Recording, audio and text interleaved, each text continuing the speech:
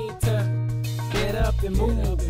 Standing on the wall like a flower, you need to get up and move. Don't just play your position, you need to get up and move. Wanna do something about it, you need to get up and move. Supposed to be the land of freedom, but never there when you need 'em. Now what's wrong with this picture? Be careful what you say, they might get ya. While I run for big brother, I'm back on little sister. I was born with the right to say what I feel, but every time I reach the top, you push me down the hill. I stand at the bottom, put it all in perspective, and even though I wasn't wrong, you still try to correct it. If you want freedom, stand up. They can spend their free time trying to put us in some handcuffs. I don't demand much.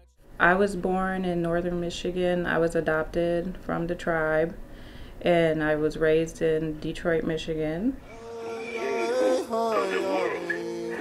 My father, when he left the reservation, he didn't look back, and it was you get away and you don't come back. It's kind of the outlook he had. So we were never around his family growing up, so we didn't have any of the cultural, traditional ways. And now that I have my children, it's important for me to try to get them involved as much as I can, even though I didn't have as much as that growing up.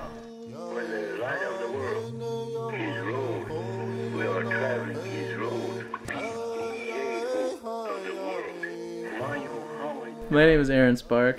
My Chupik name is Amigo. My Yupik name is Upayak. 34-year-old urban Indian male living in Seattle. I live in Magnolia with my wife Irene and my daughter Aria. So that's me and my family.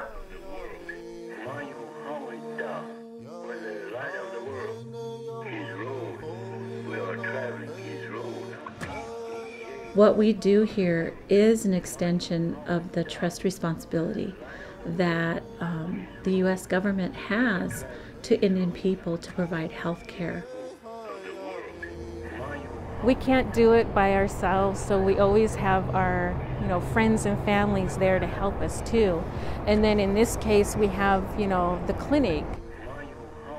We're that conduit for those tribal members that are too far away from home to get their health care. They know that they can come here and they have a place. They have a place that they can go.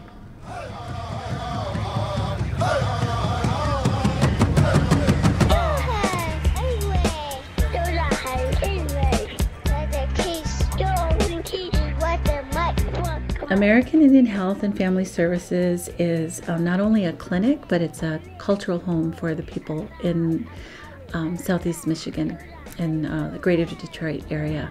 Here at the Seattle Indian Health Board, I'm the traditional health liaison. So folks that are coming for traditional Indian medicine services are able to attain those here. The movement itself, we use it. No self-illusions, no constitutions, enforced illusions, and no more nuisance. It's a place where you can see people who look like you. And I think it's not just look like you, it might sound like you, they might even share the same blood that you do. It's really nice to know that there's a sense of familiarity in a city where the anonymity can be completely polarizing for you. You have no idea what you're doing. You have no idea who you are sometimes. One of the things that happens is because we're away from our immediate family members maybe, the knowledge of parenting isn't necessarily there from the get-go.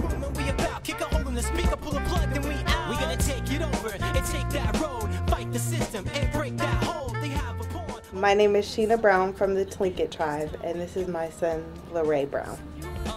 They have like a prenatal group, and it's a group for just like a mom's group kind of. They serve a meal every Thursday. Everybody here is very supportive. Vicky and Venice, they actually came to the hospital the first day I had him. Many of our families are second and third generation removed from traditional homelands. So many of our families are children of those who came during the relocation era. Many of our families are grandchildren of those who survived boarding school. I find a real reverence and respect for that history, and also sort of this collective longing to heal that history. I don't necessarily feel like culturally we're at a loss because we're in the urban area. But I do think it is a little bit harder because we don't necessarily have the strength of a single area that we can all come to, or we all live in, like as far as a 24-hour population goes. I like to always remember one of the teachings that we had in our family: children choose their parents. With that knowledge in itself is a tremendous amount of responsibility, and it's also honorable. We know that in order to bring adequate healthcare services, we have to provide support services beyond just the medical issues that we're addressing.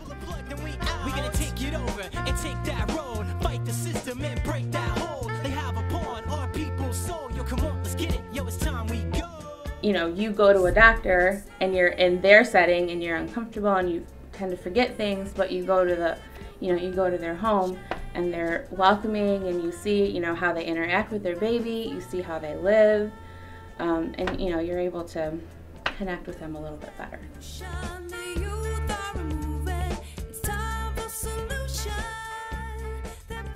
This is our Boujou book, so you can learn lots of different words in Anishinaabe Moin.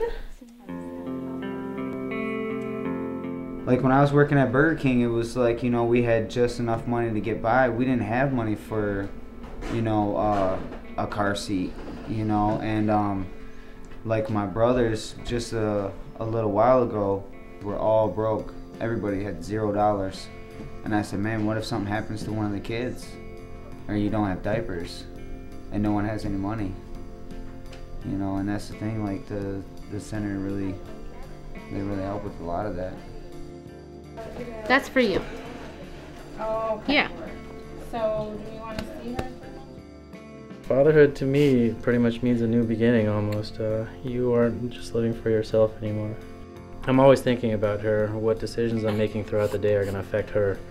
You know, professionally, personally, even health-wise, you know, like I started to eat better. I'm going to sleep at normal times. And I do this, you know, so I can hang out with her because unlike Daddy, she loves the morning.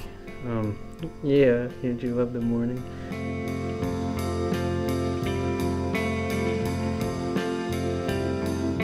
I think in terms of culture and what that does is that grounds not only the new arrival, but it grounds the parent.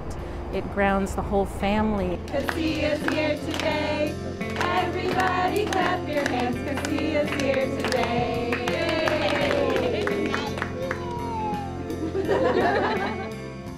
Well, like traditionally we start like with the smudging, which I didn't know about. I had never done it until I came to the center. Try to use a few words of Ojibwe in our day-to-day basis, just so they have that also, because they pick up from Dora the Explorer and everywhere else, so I try to give them a few words also. They're like a little extended family. The kids really love them, and they've been a great support system for me. The community sport is really big because I grew up in a huge family up in Alaska. My mom had 9 brothers and sisters, 3 of them had 10 kids. But I think we'll find a way. I think the community is strong enough.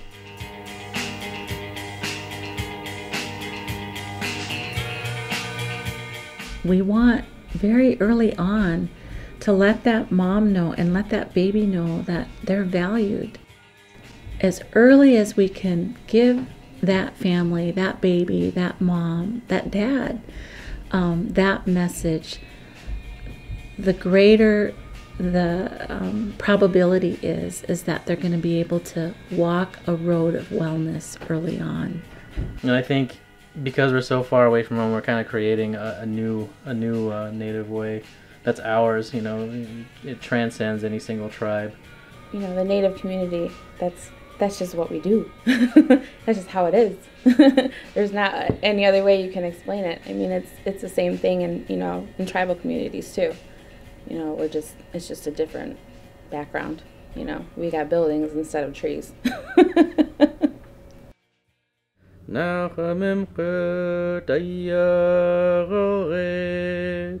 Nachamim Qut Ayagorit Nachamim Qut Kayagorit Ayechianga Ayechianga Angana Chelotam Qut Kanana Yachia Ayechia Nachamim Qut Ayagorit